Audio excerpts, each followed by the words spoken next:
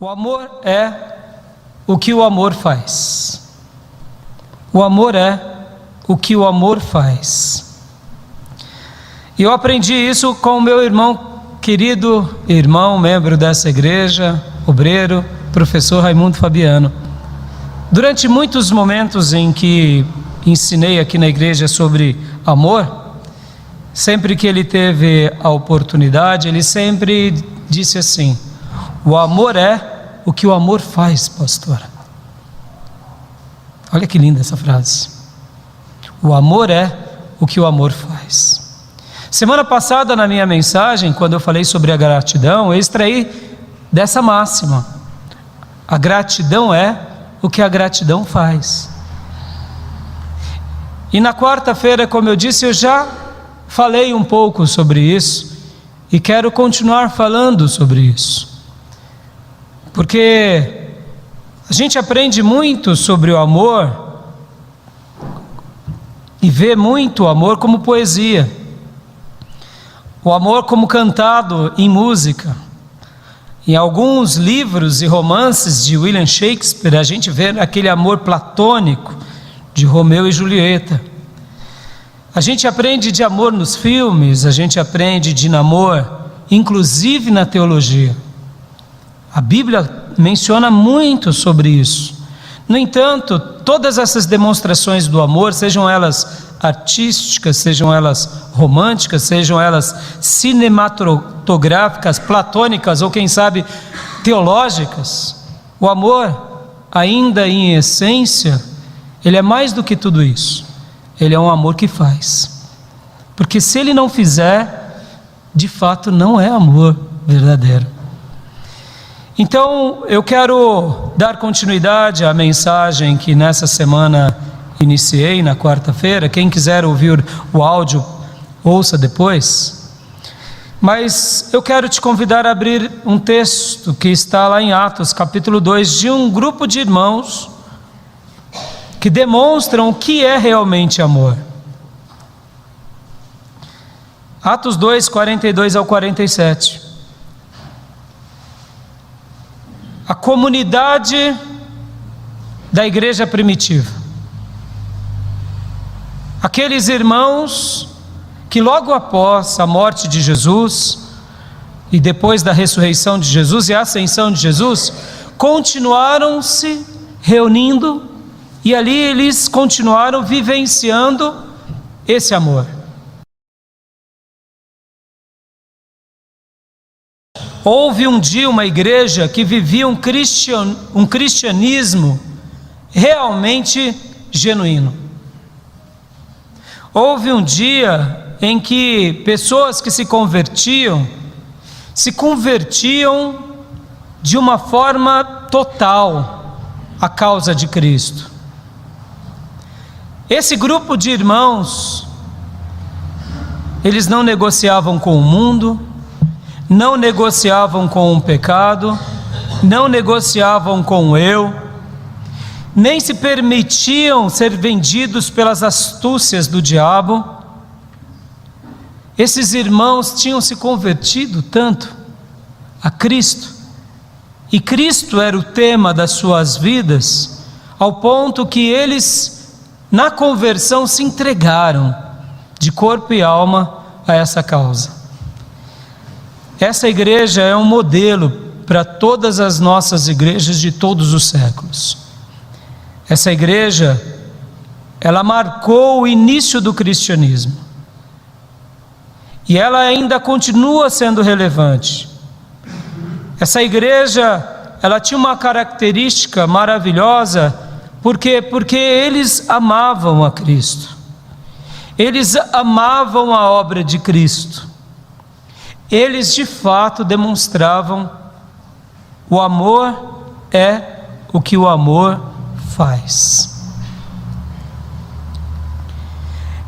E por que eles amaram tanto assim? Por que eles escolheram fazer tudo isso? Por que eles escolheram se dedicar tanto a essa causa? Porque eles eram pessoas assim desse ímpeto? Ficam algumas perguntas no nosso coração. Será que essa igreja, esse modelo de igreja pode ser de novo vivenciado por cada um de nós? Será que podemos viver uma igreja que ama, uma igreja real? Ao longo desses 2000 anos da história da igreja, a gente vê que muitas vezes o povo de Deus se perde entre o verdadeiro amor e esses outros tipos de amores.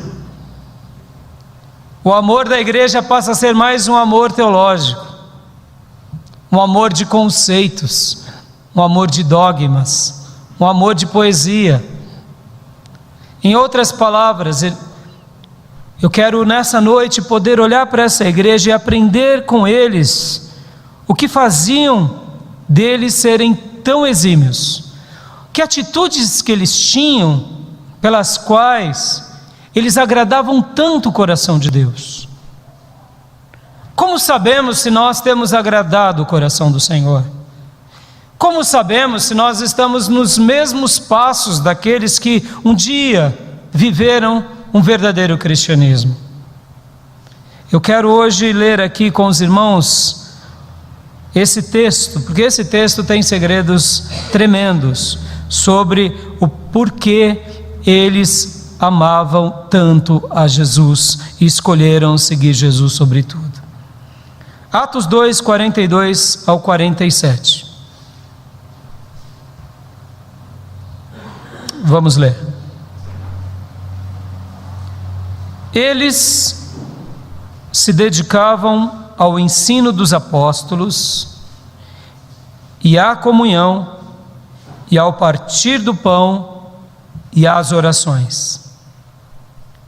Todos estavam cheios de temor, e muitas maravilhas e sinais eram feitos pelos apóstolos.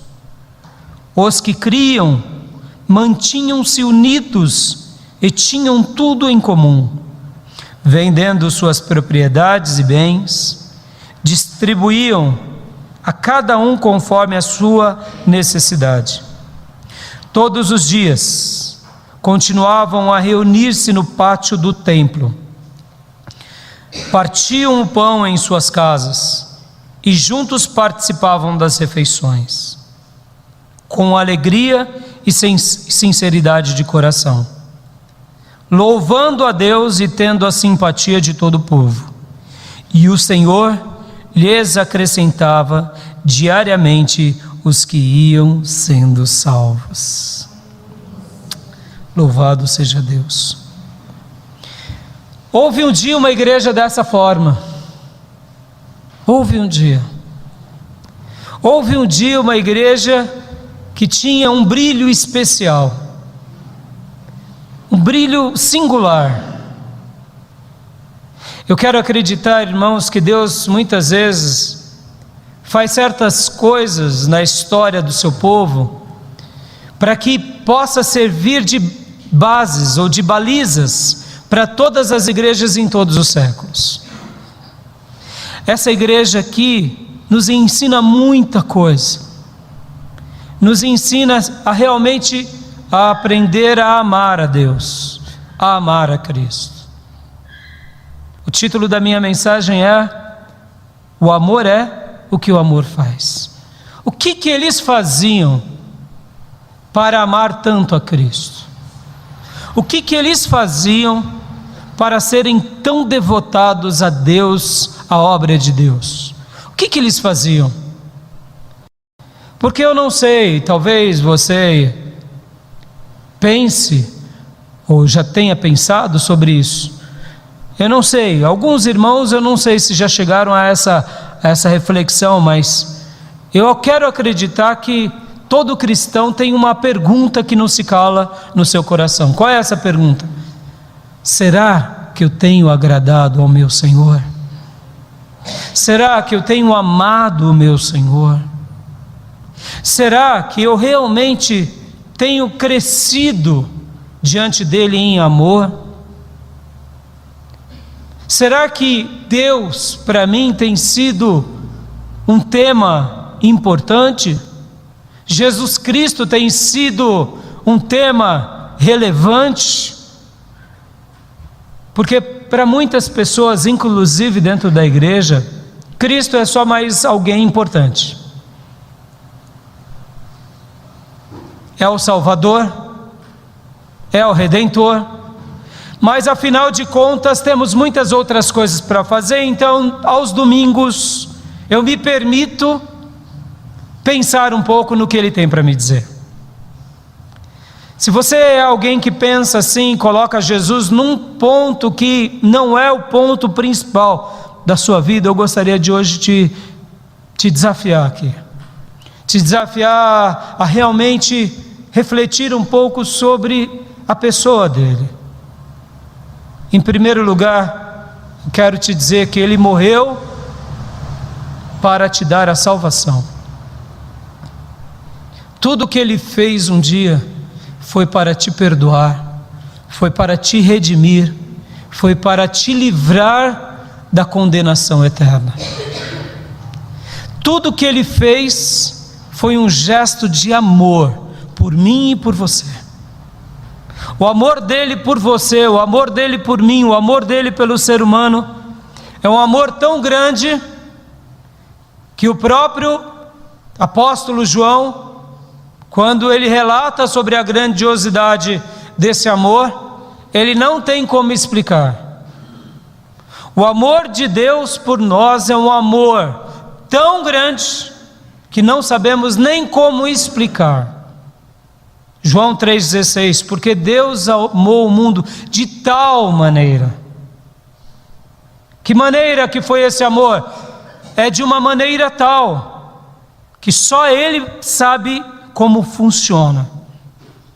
Que deu o seu Filho unigênito para que todo aquele que nele crê não pereça, mas tenha vida eterna. O amor de Deus por nós, amados, é um amor tamanho, imensurável, que nós não sabemos nem como explicar. E Ele fez tudo isso simplesmente porque Ele te ama, simplesmente porque Ele quer revelar a glória dEle sobre a sua vida, e Ele quer te levar e me levar para o céu. Agora, como resposta, nós podemos também amá-lo. Nós também podemos se dedicar à obra dEle. E essa igreja, a igreja primitiva, eles nos dão lições de como eles aprenderam a amar a Deus. Quer aprender a amar a Deus? Quer aprender a amar a Deus? Quer mesmo? Quer aprender a amar a Deus sobre todas as coisas? O grande mandamento de Deus é esse: amarás o Senhor teu Deus acima de todas as coisas, com todo o teu entendimento, de toda a tua alma, com todo o seu ser. Esse é o primeiro grande mandamento. Quando aprendemos a amar a Deus, quando aprendemos a realmente dar a Ele aquilo que Ele merece, tudo se encaixa na nossa vida.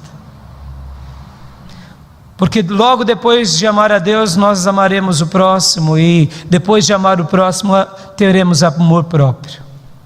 Ou teremos amor próprio, por isso amaremos o próximo, mas tudo entrará em harmonia. O problema nosso hoje, contemporâneo, desse mundo permissivo, é um amor de si excessivo. O nosso grande problema contemporâneo é o amor de si acima de tudo. Já notou isso? As pessoas dos nossos dias são amantes de si. Não sabem amar o próximo e muito menos a Deus, porque está em desarmonia. Sem Deus, o nosso amor acaba sendo um amor egoísta, mas com Deus o nosso amor é um amor altruísta. Com Deus o nosso amor pode ser harmonizado. Eu tenho amor próprio, e diante desse amor próprio agora eu posso amar o meu próximo e posso amar principalmente a Deus. Essa igreja nos ensina como amarmos a Deus e como amarmos o próximo. Vamos aprender? Em primeiro lugar, se a gente quer aprender a amar a Deus, a gente tem que seguir esse exemplo desses irmãos. Olha o que diz o texto no versículo de número 42. Eles se dedicavam ao ensino dos apóstolos. Pastor Rai, por que eles amavam tanto a Deus? Porque eles eram dedicados ao ensino de Deus. Em primeiro lugar, se você quer amar a Deus, não tem como você amá-lo sem você conhecê-lo. E como nós conhecemos a Ele? Pela palavra dele. Quando eu e você se dedicarmos aos ensinos de Deus, essa é uma maneira em que demonstramos que Deus continua sendo relevante para a nossa vida, que Deus continua sendo grandioso na nossa vida, que eu continuo no caminho do amor a Deus e continuo crescendo em amar a Deus. Eu quero explicar aqui com os irmãos, presta bastante atenção nisso. O grande inimigo das nossas almas, em primeiro lugar, ele tenta arrancar a Bíblia do crente. Se a Bíblia, presta atenção no que eu estou te falando, já não é mais um ensino relevante na sua vida, a sua mente já foi capturada pelas trevas. Se a Bíblia já não é mais relevante para você, ela passou a ser agora simplesmente um livro consultado esporadicamente, quem sabe aos domingos. O inimigo, de uma forma sorrateira, já conseguiu arrancar o caminho de você aprender a amar a Deus.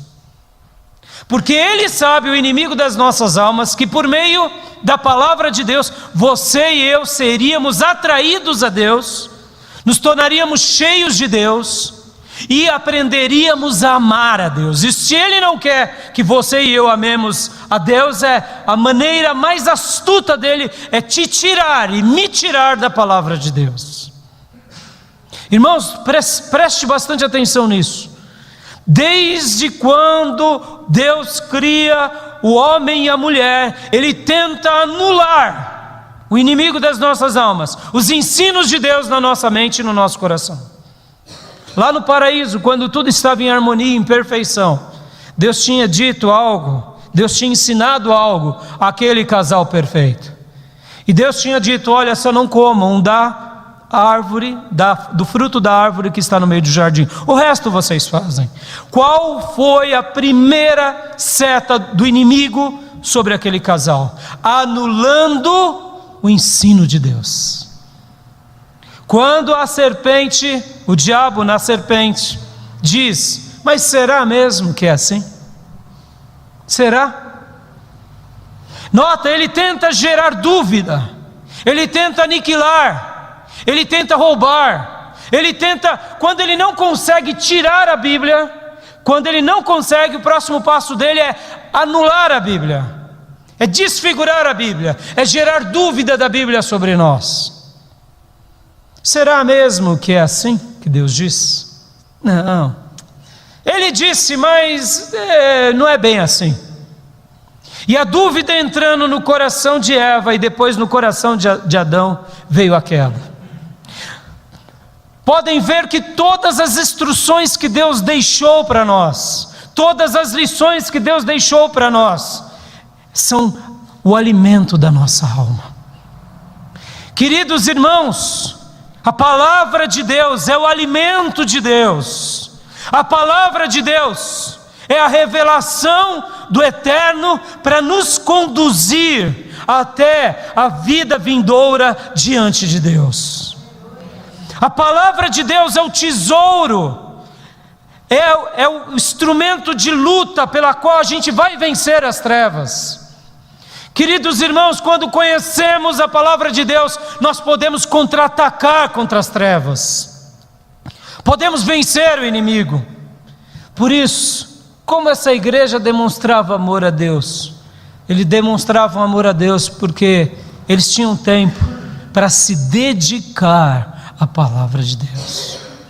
Percebam que o texto diz eles quem?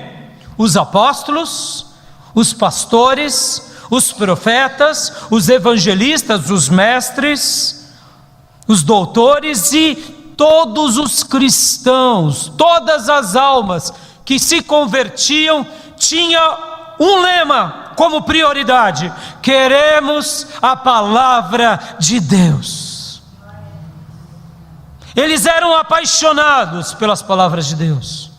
Eles tinham tempo na agenda diária deles para a palavra de Deus. Eles tinham tempo para ler, para pensar, para refletir, para questionar, para aprender. Eles tinham tempo, e não só tinham tempo, mas tinham desejo. A alma deles clamavam. Quando os apóstolos se colocavam diante deles e falavam: hoje eu tenho uma palavra da parte do Senhor, todas aquelas almas diziam: amém, queremos ouvir a tua voz, Senhor. Irmãos, é maravilhoso esse contexto aqui. A igreja estava sendo criada, a igreja estava sendo montada, a igreja estava sendo descoberta como o mistério oculto de Deus revelado naqueles dias. Mas uma coisa eles sabiam: Deus está falando conosco, Deus está revelando o que Ele tem para nós, Deus está nos ensinando, e queremos aprender de Deus a partir da palavra do Senhor. E os apóstolos aqui, como homens humildes, eles sabiam que eles eram mensageiros dessa revelação. Eles sabiam que eles eram os representantes legais da revelação de Deus na terra. Eles sabiam que agora o chefe, que era Jesus, tinha dado a eles, e em especial a Pedro, essa autoridade: conduza o meu povo, Pedro, recebe a minha autoridade e vai pregar a minha palavra.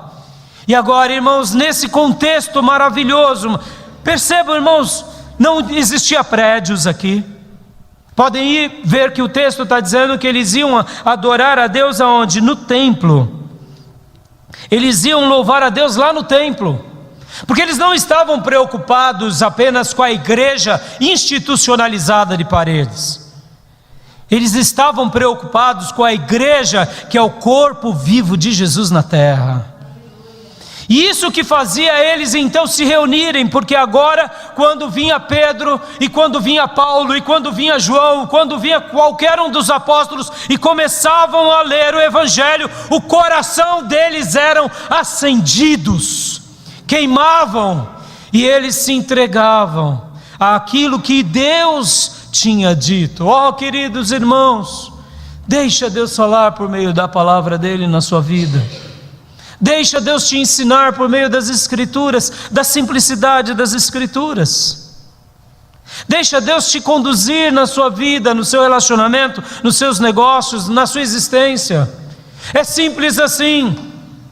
Deus tem instruções para todos nós em todas as áreas da nossa vida. Essa igreja era uma igreja que realmente demonstrava o que o amor é, porque eles estavam fazendo aqui algo fantástico. O que era? Se dedicando nos ensinos dos apóstolos. Todas as vezes que vinha um texto novo, uma carta nova, eles compartilhavam entre eles, eles comiam aquelas palavras, eles aprendiam com aqueles ensinos, e eles guardavam tudo aquilo no coração deles. Não somente no Novo Testamento, mas os textos do Velho Testamento. Se você quer aprender a amar a Deus, em primeiro lugar, dê espaço na sua alma, um espaço bem largo, bem frondoso, sobre a palavra de Deus. Não deixe o inimigo da sua vida roubar a Bíblia de vocês. Não deixe, mas diga dentro do seu coração: Senhor, eu quero amar a tua palavra, e eu quero me dedicar a ela. Segundo lugar, eles não apenas se dedicavam ao ensino apostólico, mas eles se dedicavam à comunhão. Olha que maravilhoso. Eles se dedicavam à comunhão. O que é uma vida de comunhão? É isso, é compartilhar, é viver em harmonia, como se fosse uma grande família. Eu me recordo que quando eu me converti, uma das coisas que mais me chocou no aspecto de uma igreja local era a maneira em que Jesus nos vê numa igreja local. Todos nós aprendemos desde cedo a valorizar a família, e a família cuida da família. A família é o grande projeto de Deus na sociedade e na vida, e tem que ser assim. Mas uma coisa que me fascinou foi ver como Jesus nos vê. Certa ocasião, Jesus estava numa casa pregando a palavra de Deus, e vieram à porta daquela casa e disseram: Jesus, sua mãe e os seus irmãos estão lá fora. E Jesus, diz o texto, olhando aqueles que estavam ao seu redor, disse: estes são meus irmãos e irmãs e mães, todos aqueles que ouvem e praticam a vontade de meu Pai. Isso me chocou muito durante muito tempo, porque aqui Jesus está dizendo o seguinte, que Ele veio levantar uma nova família, que é a família de Deus. Ele veio organizar aqui um novo colegiado, que na concepção, presta atenção irmãos aqui, nós não estamos falando de um apóstolo, nós estamos falando do nosso mestre, a maneira que ele nos vê, a maneira em que ele vê o discípulo, ou a maneira que ele te inclui nessa dimensão, que quando você e eu somos seguidores dele, nós somos irmãos do mestre, somos irmãos, irmãs, mães e pais, dando um novo significado. Talvez você está dizendo assim: mas pastor, ali Jesus estava desprezando a sua família de fato. Ele estava ali não necessariamente dizendo: olha, eu não conheço eles, não é isso. Ele estava dizendo que o que é relevante no coração de Deus é a família de Deus. Porque muitas vezes nós temos parentes que não compartilham da mesma fé, mas precisamos continuar cuidando desses como parentes e como familiares, como pessoas importantes. Mas muitas vezes esses parentes que não compartilham a nossa fé, mesmo que amando eles, mesmo que se dedicando a eles, muitas vezes eles fazem escolhas ante Deus, e nós não poderemos agir por eles, já que eles escolheram ante Deus. O que Deus está dizendo para nós ali: escolha as mesmas coisas que Jesus escolheu. E aqui Jesus, e aqui os apóstolos estavam dizendo, entre outras palavras, que eles viviam essa comunhão marcada de amor, marcada de afeto, marcada de vínculo no seio da igreja. Talvez você diga assim: pastor, isso é possível? Houve uma igreja que viveu isso, uma igreja que vivia em comunhão. Como se vive essa comunhão, pastor? É confiando uns nos outros e sendo verdadeiros uns com os outros. É claro que essa é uma experiência que a gente vai galgando aos poucos, porque afinal de contas não conhecemos todo mundo, e ali a gente tem que se dar passos em direções a isso, porque aqui o texto está dizendo que eles se dedicavam ao ensino apostólico, mas eles se dedicavam à comunhão. Em outras palavras, a comunhão não era uma agenda esporádica na vida deles. A comunhão era uma coisa que eles provocavam, que eles realmente se dedicavam. E eu quero te dizer aqui, irmãos, olha que interessante. Deus, Ele vive comunhão. A pessoa de Deus é uma pessoa repleta de comunhão. O Pai tem comunhão com o Filho, que tem comunhão com o Espírito Santo de Deus, assim como o Filho tem comunhão com o Pai e com o Espírito, e o Espírito Santo tem comunhão com o Pai e com Jesus. A Trindade, ela é uma família harmoniosa. E olha que fantástico essa relação. Você, quando se converte, eu e você recebemos quem dentro de nós? Quem? Espírito Santo de Deus. Agora eu te pergunto: merecemos o Espírito Santo de Deus? Merecemos que Ele faça morada em nós? O que eu quero te dizer, Ele acredita em você.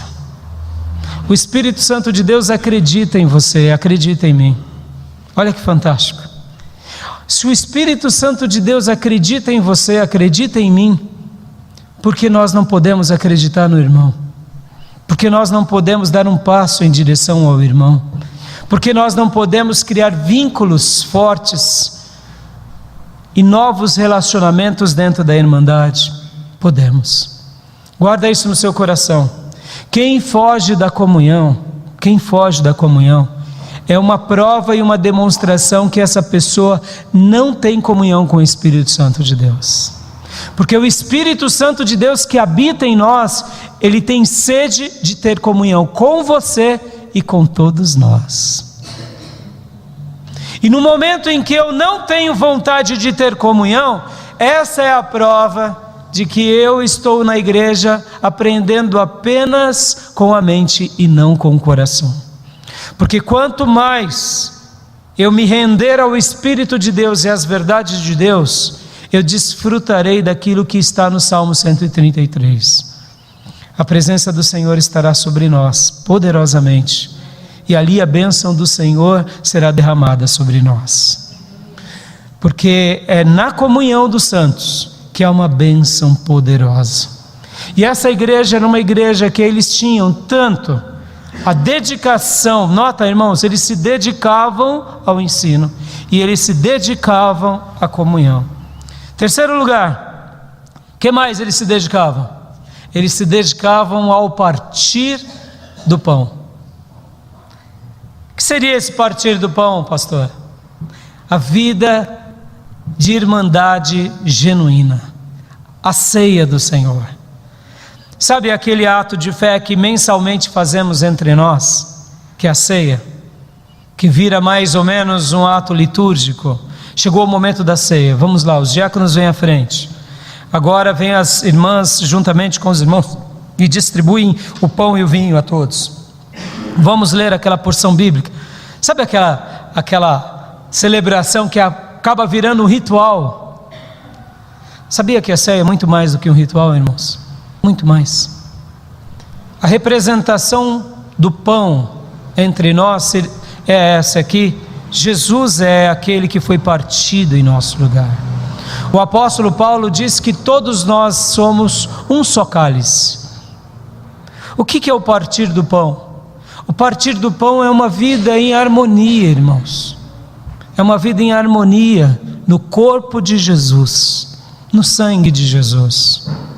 É uma vida de sincronia, onde realmente nós estamos dizendo: sim, Senhor, Tu és o nosso mestre. Sim, Senhor, Tu és o nosso amado.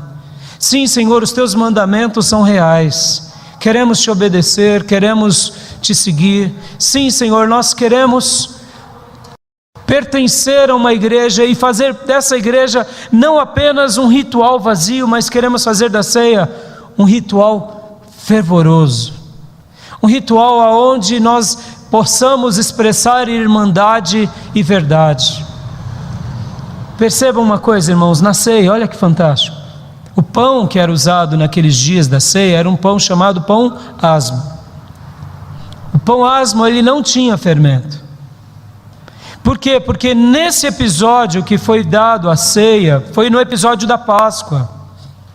E a Páscoa simbolizava o que? A libertação da escravidão. E Jesus então agora dá a nova aliança, e a nova aliança que se perdura até a volta dele. Você e eu estamos debaixo da nova aliança, irmãos, feita por meio do sacrifício de Jesus. Na ceia nós estamos dizendo: sim, Jesus morreu para nos salvar. Sim, o sangue dele foi vertido na cruz para nos perdoar. Ele conquistou todas as coisas, por isso libertos estamos. Na ceia estamos declarando isso. Na ceia estamos dizendo: fomos libertos da escravidão do pecado. Fomos libertos das garras e das algemas do inferno. Fomos libertos do mundo. Sim, a obra de Jesus teve efeito na nossa vida. Quando a gente faz parte da ceia, e por isso que ele fez na Páscoa, foi para mostrar, assim como Moisés libertou o povo do Egito, Eu, Jesus, estou livrando vocês do inferno. Eu estou livrando vocês desse Egito chamado mundo e estou dando a vocês uma nova vida. Pode ver que os símbolos e os objetos foram muito parecidos. Ele usa a mesma mesa, ele usa o mesmo cenário da Páscoa judaica, só que agora, diferentemente, ele dá na nova aliança 2 novos objetos em destaque, que é o pão e o vinho, mas tem um terceiro objeto, sim, que é o mais importante de todos. Ele é o Cordeiro que morre para nos marcar para sempre. Aleluia!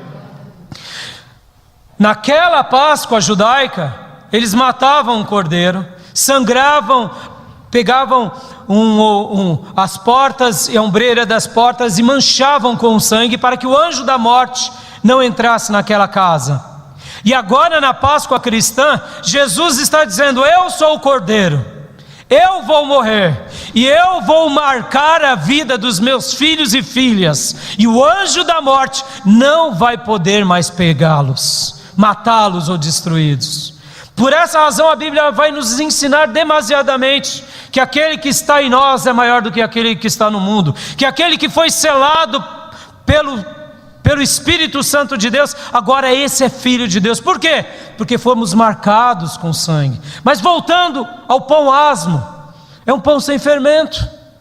Por que um pão sem fermento, pastor? Porque o fermento nas páginas da Bíblia é sinônimo de contenda, é sinônimo de, muitas vezes, de murmuração, de retaliação.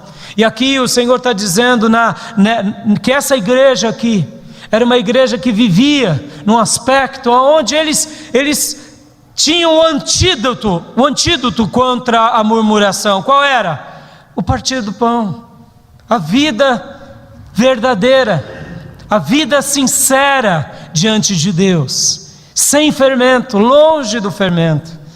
E o vinho, pastor? O vinho também, ele é fermentado. Para que ele se torne vinho, ele precisa passar pela fermentação. E aí, depois de toda a fermentação, vira vinho. Ou seja, irmãos, nota, é um pão sem fermento e é um vinho sem fermento. Por quê? Porque representa agora o quê? Esse novo pão, esse novo significado da igreja. O fermento é sinônimo de pecado, de contenda. Essa igreja se dedicava agora ao partir do pão. Que pão? Ao pão da ceia, dizendo: somos novas criaturas em Cristo Jesus. As coisas que passaram ficaram para trás, e eis que tudo se fez novo. Quer realmente aprender a amar a Deus? Lembre disso. Se dedique nas doutrinas apostólicas, se dedique na comunhão, se dedique no partir do pão. Pense comigo, irmãos, hoje a igreja está passando por um fenômeno novo chamado os desigrejados. Talvez você não ouviu falar ainda sobre isso. Quem são os desigrejados? Os desigrejados são aqueles que seguem a Cristo sem igreja. Olha que interessante, seguem a Cristo sem igreja. Aí eu digo: como que eles vão participar da ceia, se eles não têm igreja? Porque só tem sentido ter igreja, ter ceias, se tem igreja. Como que um desigrejado vai poder cear? Como? Não tem como. Pastor, um desigrejado vai para o céu? Aí é uma questão de Deus e dessa pessoa. Mas que essa pessoa pode ser uma presa fácil para se perder nesse caminho, não tenha dúvida. Irmãos, somente é possível viver alguns mandamentos de Deus no âmbito da igreja. A gente chama isso de mandamentos recíprocos. Amai uns aos outros, perdoais uns aos outros, servir uns aos outros. Como que eu vou dedicar o meu dom como pastor, se eu sou um pastor desigrejado? Vou ensinar quem? Esses dias eu conversava com um pastor, que ele foi fazer um seminário, e ele disse assim: pastor Rai, estou preocupado com algumas coisas que estão acontecendo até nos seminários. Eu falei: mas por quê? Ele falou: eu fui fazer um curso, e lá naquele seminário X, tinha um pastor lá fantástico, um conhecedor tremendo de história da igreja e de muitas outras coisas, só que ele é um pastor desigrejado. Como assim? É um pastor, mas não vai mais igreja nenhuma. E eu falei assim, mas ele está ensinando vocês, seminaristas? Pior que estava, pastor. Falei, para quê? Para vocês serem ministros desigrejados? Sem igreja? Aqui eu não estou me referindo, irmãos, presta bastante atenção. Eu não estou me referindo a paredes, eu estou me referindo a pessoas. Porque nesse episódio aqui da igreja primitiva, as igrejas eram em casas, mas eles não eram desigrejados. Havia uma autoridade pastoral, havia ceia, havia batismo, havia reunião, havia líder e liderados. Em outras palavras, tudo que Deus faz sempre é bom, perfeito e agradável. Então, queridos, cuidado com esse fenômeno. E esse fenômeno tem ganhado espaço nos nossos dias, porque muitas pessoas têm se decepcionado com muitos ministérios. Infelizmente, Jesus disse que o escândalo era inevitável, mas ai daqueles que provocam o escândalo. Agora eu digo para vocês, irmãos, olhe para Jesus, sempre para Jesus. Ele é o autor e consumador da nossa fé. Homens erram, ministérios falham, mas a gente tem que olhar para Jesus. Tem muitos ministérios abençoados sendo levantados agora no nosso país, em muitos lugares. Tem muitas igrejas bíblicas, e essa igreja aqui se dedicava ao partir do pão. E agora, para concluirmos o último ponto, eles se dedicavam às orações. Aleluia. Pastor, eles oravam? Sim, irmãos, eles oravam. Como eles oravam? Sempre eles oravam. Eles tinham o hábito de seguir aquilo que o mestre tinha ensinado. Olha que fantástico, irmãos, um dos maiores ensinos de Jesus para os apóstolos. Sabia que um dos maiores ensinos de Jesus para os apóstolos não foram nem as mensagens, nem as parábolas, mas um dos maiores ensinos que Jesus dava aos apóstolos, sabe qual era? Era a vida de oração. Esses 12 homens simples, ao verem Jesus vivendo o ministério, e chocados pelo que ele fazia, como ele vivia diante de Deus, eles chegam para Jesus lá em Lucas 11 e diz: mestre, ensina-nos a orar. Mestre, ensina-nos a orar como o Senhor ora. A oração na vida dos apóstolos não era uma coisa por acidente. Sabe a oração band-aid, irmão? Só quando você está doente? Sabe? Só quando a gente está doente?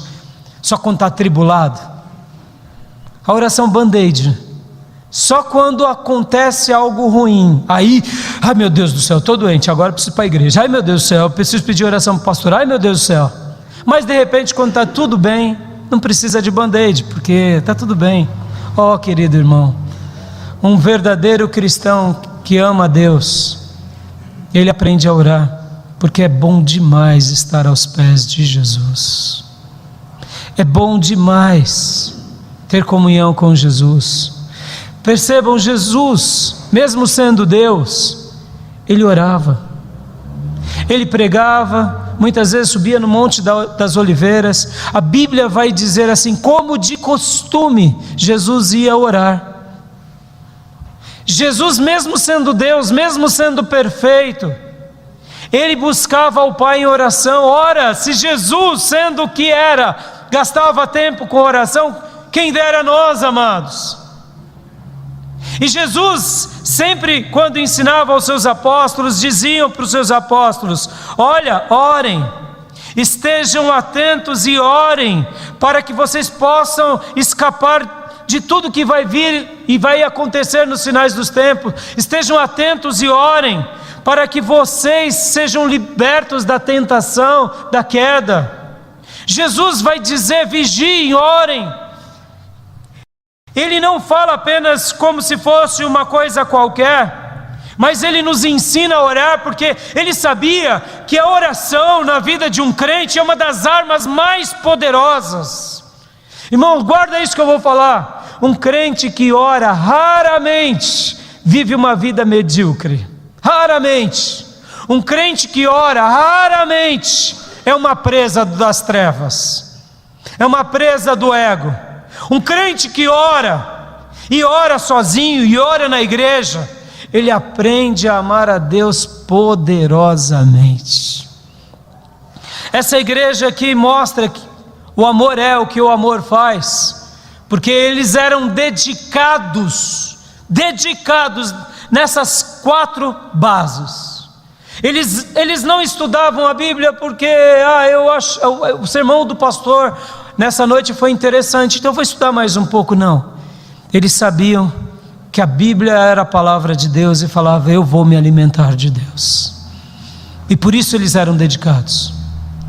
Eles eram dedicados na comunhão, porque eles falavam: na comunhão dos santos, o Espírito Santo de Deus está, então eu vou estar com os meus irmãos, porque eu quero estar em comunhão com Deus. Você já notou, irmãos? Olha que fantástico isso. Deus fala com você através do seu irmão. Já notou isso? Já notou? Não notou? Então vou te ensinar isso hoje. Deus escolheu se revelar a nós por meio dos nossos irmãos. Pode ver. Talvez o seu coração hoje aqui está encandecido, fervoroso, enquanto eu falo, mas não é eu que estou fazendo isso na sua vida, é o Espírito Santo de Deus que está me usando para te abençoar, porque você veio à comunhão dos santos. Pode ver, na comunhão Deus usa o irmão. Quando você está em comunhão com o irmão, o Espírito Santo usa alguém e fala conosco. Pode ver que muitas vezes Deus vai usar o irmão cantando, mas vai usar o irmão. O projeto de Deus é usar pessoas. A Bíblia, pela qual é a revelação de Deus, só se tornou uma revelação para nós porque Deus usou pessoas. E por causa dessas pessoas, agora somos abençoados. Quando lemos aqui Atos dos Apóstolos, estamos pegando o texto de Lucas. E porque nós queremos aprender com esse evangelista Lucas, agora eu sou abençoado. Ou seja, é na comunhão que o Espírito Santo vem sobre nós. Dedique-se à comunhão, meu irmão. E aqui o texto continua falando: ao partir do pão e as orações. Dedique-se a essas 4 pilastras. Dedique-se intensamente, porque quanto mais dedicado você for a isso, aleluia, mais você saberá amar a Deus, porque o amor é o que o amor faz. E o grande desafio que eu quero deixar aqui nessa noite a cada um dos meus irmãos e irmãs é: qual tem sido o tamanho do seu amor por Deus? Qual tem sido o tamanho do nosso amor por Deus? O seu amor é um amor que tem sido cantado nos hinos? É um amor que tem sido poético nas palavras? É um amor que tem sido recitado por meio dos livros? Ou é um amor de fato em atos, fatos, gestos, por Deus em primeiro lugar? Nessa noite o que eu quero dizer para todos nós aqui é: o amor é o que o amor faz. Como você tem amado a Deus? Será que Deus é o grande tema da sua vida? Eu queria te ensinar aqui e dizer, por último, essa citação: faça de Deus o grande tema da sua alma. Faça de Deus a grande pessoa da sua existência, porque você aprendendo a amar a Ele, com certeza você aprenderá a amar o próximo e amar a você mesmo. E aqui essa igreja nos ensina o porquê eles foram tão extraordinários. Eles não eram tão extraordinários porque eles tinham dinheiro, eles não eram tão extraordinários porque eles tinham apóstolos, porque eles tinham dons. Eles eram tão extraordinários porque eles amavam a Deus. Quando a gente ama a Deus, irmãos, ama de verdade, a gente só faz, e só faz, e só faz, e só faz. Que nessa noite o Espírito Santo de Deus nos ensine a isso. Muitas vezes a gente começa a ter desculpas, o porquê não fazemos. Esqueça as desculpas hoje, peça perdão a Deus. Pergunte para Deus: Senhor, aonde eu posso melhorar na minha vida? Nas tuas palavras sagradas. Senhor, arranca da minha vida toda preguiça de conhecer-te por meio da tua palavra. Talvez você foi ferido por meio de algum irmão. Irmão, somos seres humanos. Porque alguém te feriu, você não vai mais viver? Longe disso. Quem um dia foi ferido, agora pode fazer dessa ferida um ferido que cura. Cure alguém, aprenda com aquilo que te feriu e seja bênção. Dedique-se à vida como foi essa igreja apostólica, e eu tenho certeza que o Espírito Santo de Deus será derramado sobre todos nós. O desafio dessa noite é: peça a Deus, me ensine a te amar. Te amar não em palavras, mas te amar em atos e fatos. Amar buscando a tua face, Senhor. Amar vivendo comunhão com os meus irmãos. Amar sendo uma igreja que realmente compartilha do pão e do vinho na essência do cristianismo. E amar sendo dedicado ao ensino da palavra de Deus, acima de tudo. Eu não sei como você tem vivido, mas nessa noite o que o Senhor quer de nós é isso, que a gente alinhe o nosso coração ao coração dele. O amor é o que o amor faz. Vamos orar. Amado Deus, obrigado por essa palavra nessa noite, Senhor. Que a tua bondade, que a tua graça e o teu poder continue sendo derramado sobre todos nós. Que nessa reflexão, Senhor, sobre o amor, o Senhor possa, ó Deus, esquadrinhar o nosso coração. Porque, Senhor, eu particularmente não quero ser um pastor apenas de título ou de púlpito, mas eu quero ser um pastor na essência, ao teu coração. Assim como eu não quero ser somente um discípulo, porque um dia eu disse que sou um discípulo, mas eu quero ser um discípulo que realmente faça valer esse nome. Senhor, obrigado pela igreja primitiva, Senhor, e que nessa noite o teu Santo Espírito continue sendo derramado sobre todos nós, para que possamos, ó Deus, refletir sobre essas 4 coisas que foram citadas aqui. Ó Deus, atraia o coração da tua igreja, assim como o Senhor atraiu um dia aquelas almas à tua presença, porque eles se dedicavam, ó Deus, ao ensino apostólico, eles se dedicavam, ó Deus, à comunhão, eles se dedicavam ao partir do pão e às orações. Assim, Senhor, eu te peço, Deus, que possamos te amar como aquela igreja um dia te amou, e possamos seguir esses passos, para que o teu nome seja engrandecido, glorificado e exaltado. É assim, Pai, que eu oro, é assim que eu te agradeço e peço, continue falando aos nossos corações, em nome de Jesus. Amém.